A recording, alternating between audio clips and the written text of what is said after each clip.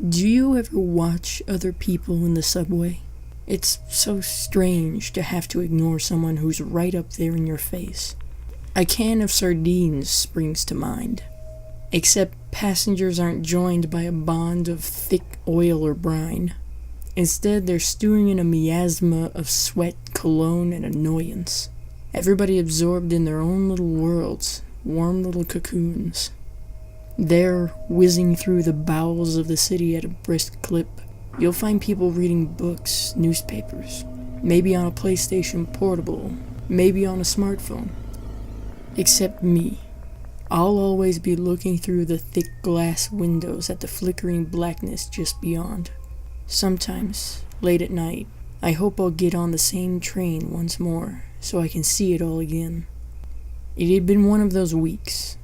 Actually, it had been one of those months, where the targets piled up like so much dirty laundry. The boss was on my case. Miserable, balding fart with his mortgage and his European sports car, riding us all for another bullshit project for some client across the country.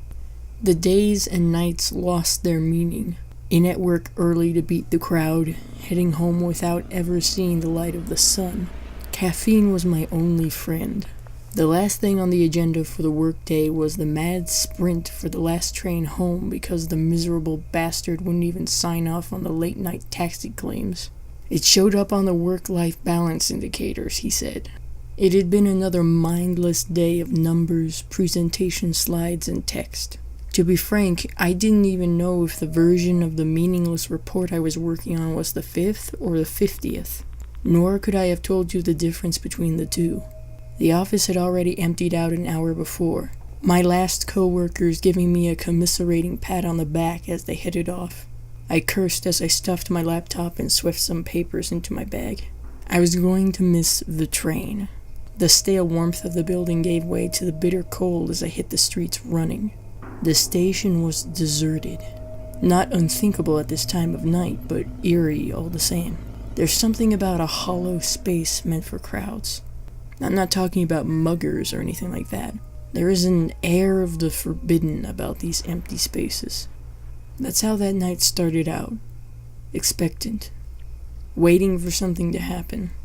Not that I cared at the same time. The escalators were out for the night. I was wheezing hard by the time I got to the bottom. That old college fitness long drowned under an ocean of booze, buried under a mountain of fast food. I thought the last train had already left, resigning myself to a long wait for an expensive taxi ride back. I was about to leave when a train pulled up with the familiar scream of metal on metal. Graffiti adorned the gray skin of the train, tribal tattoos for the modern locomotive. The doors hissed, warm air belched from the cabin. I got in. The train, strangely, was full. Not packed, but it was crowded. I found myself a seat in between an old man in a large brown overcoat and a young lady that was wearing a dark formal dress, a large flower pinned to her breast, her face a mask of mascara and eyeshadow, inexpertly applied. Across from me sat a pair of army guys in fatigues, their scalps shining pink under their tight buzz cuts, and many more besides. It was a puzzling thing to have a cabin so full late at night with such a motley crew of inhabitants. With a shudder, the train pulled out from the station. I settled back contentedly into my seat. The network connection in the tunnels was never dependable. I had to find another way to entertain myself on the ride home. The noise from the screech of the rails and the rush of air outside seemed muted. Instead, the cabin was filled with a soft susurrus, the hushed tones of a crowd in a theater, expectant but subdued. The cabin felt colder than it should have been. Was the heating out again? It couldn't be.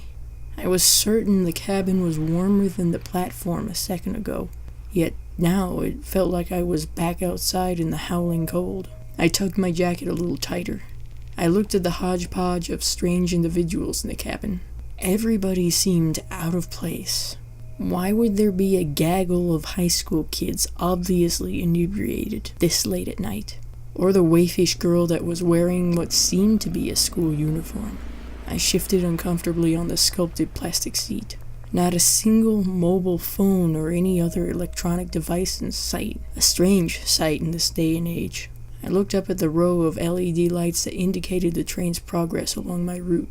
4 more stops. I was still staring at the display when the train whizzed by the next station. It didn't stop. Didn't even slow down. Just kept going right.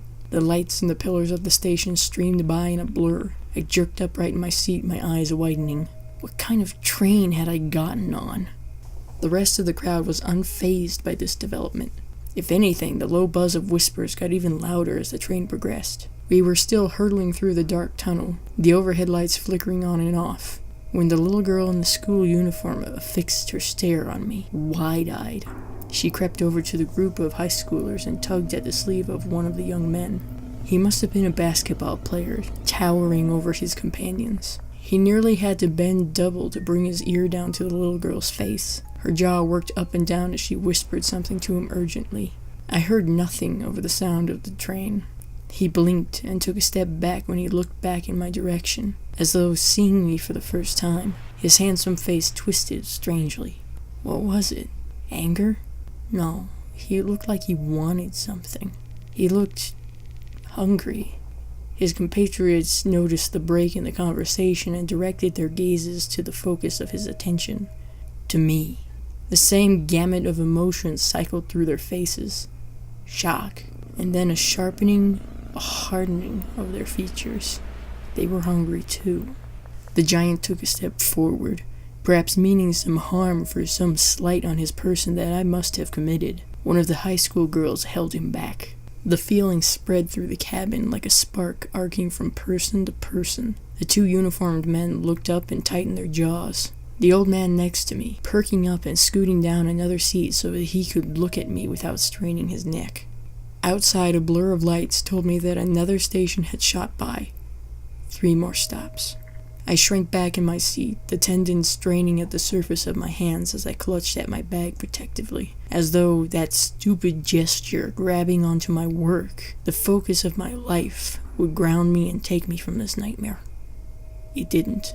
I felt the weight of their eyes on me like insects crawling over my skin. Something was wrong. So clearly wrong. This strange crowd, so different, yet each of them was wearing that naked need in their faces. Don't mind them. They're just jealous of you. The young lady by my side. Her voice was soft, mellifluous. Don't stare back and don't talk to them. I turned to look at my erstwhile companion. What are they jealous of? I just wanted to catch the last train home. It's the last train home for all of us, too. She smiled. She was very pale, very beautiful. But not all of them want to be here. And looking at you, going home tonight, makes them so very unhappy. Where'd they all come from? Was there a convention, a meeting? I cast my eyes around the cabin again, but was stopped halfway by her strong fingers on my chin. Her fingers were icy cold. She turned my head around to face her. Everywhere. All around. Most of them didn't want to be here. Except me, maybe. I'd had enough of where I was. I miss my parents. I haven't seen them in such a long time. It took a while for me to gather enough courage to go look for them. She paused, suddenly pensive at what she'd said. You're not meant to be here, you know. You're on the wrong train. This isn't your ride. Outside the window, another station went by. My eyes flicked back to the board with all the little lights. 2 stops to home. The whispering in the cabin had started up again. Louder than before, but still muffled by the sound of the rails and the rushing air outside. They were talking about me. The atmosphere grew oppressive. The attention of the crowd felt like a rock on my chest, a vice. My breathing grew labored, each inhalation a struggle. I wheezed. My companion sensed my discomfort. I wish I could help, she said sadly. It'll stop when we get to the end of the line, I suppose. Her eyes lit up at the thought. She turned around and scooted up onto her seat, her knees on the hard plastic, palms on the cold glass. Even with her face pressed up against the glass, there wasn't a trace of fog on the window left by her breath. If she was even breathing at all. Here, why don't you take this? I won't need it where I'm going. She fumbled at her dress, detaching the white flower and pressed it into my hands. The sweet smell of the lily took my attention away from the pain in my chest. We're here. She was quivering with excitement as the train began to slow. I looked up at the board overhead. All the lights on the map had gone out. Where were we? She cupped my chin in her hands. It was only then, with her arms so close to my face, that I saw the network of fine white lines that crisscrossed her forearms. She caught the flick of my eyes towards her arms. She shrugged, sheepish. "Practice makes perfect," she said. She frowned, suddenly serious again. "This stop is for the rest of us. You can't join us. You have to stay here."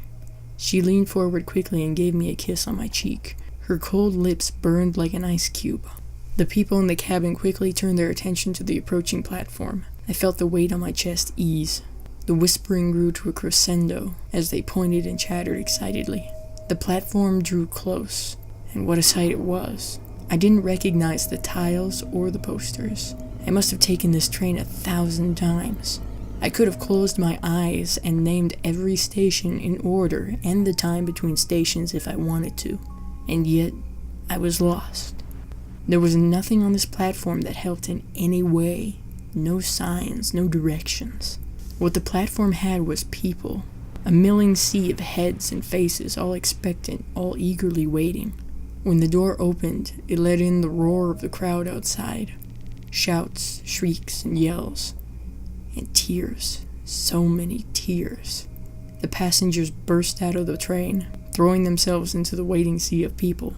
I saw one of the army boys embrace an older gentleman, also dressed in military fatigues. None of that new age stuff, that pixelated camouflage. This was old school, with big green and brown blotches. The resemblance between the two was clear. They parted, the younger man introducing his father to his compatriot. The old man hugged him as tightly as he had hugged his own son earlier. The group of teenagers whooped and leapt as they pushed through the crowd, seeking some new adventure for the night. I caught a last glimpse of the blonde locks of the basketball player as they vanished around the corner. The old man that was sitting by me had found an elegant-looking lady in her 30s. Her light sundress looked out of place for the biting cold of winter. Or had I mistaken the man for someone else? I looked again, and it wasn't the old man anymore, but a young couple laughing in the prime of their lives. No, it was the same coat, and his features, lined with a jealous greed scant moments ago, were now lit with a fierce joy.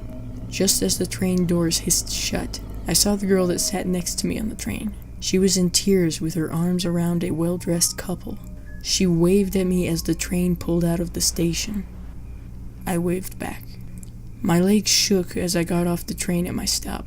The platform was reassuringly deserted. I watched as the train screeched into the distant darkness of the tunnel. I gingerly touched the numb spot on my cheek where the girl had kissed me. My fingers came away wet. I didn't even remember the tears falling. My nose was suddenly assaulted by a rich, thick greenhouse scent. Decaying plant matter. I fished out the lily from my coat pocket, where the strange girl had left it. The pristine white petals were dried to the point of crumbling and speckled black with rot. I let it fall from my fingers and watched it bounce on the station floor.